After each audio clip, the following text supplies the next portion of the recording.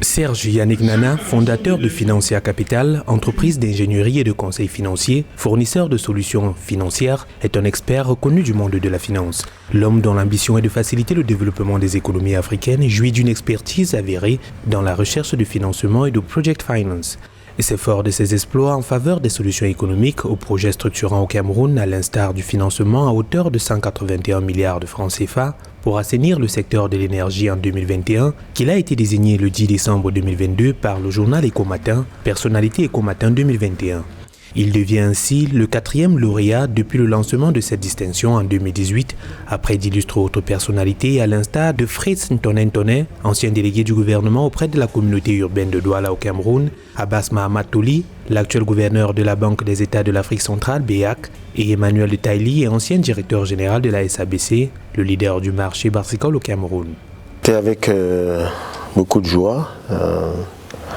Je suis très honoré d'avoir reçu cette récompense quand on voit les personnalités qui ont été récompensées dans les années antérieures. Vraiment, je suis très honoré.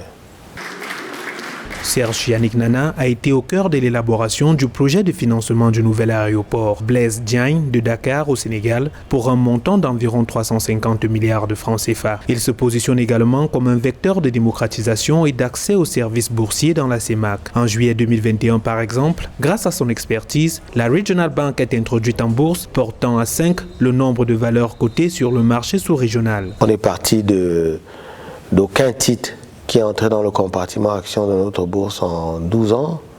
Et là, en moins de 2 ans, on a, je pense, déjà 2 ou 3 titres qui sont déjà entrés dans le compartiment action.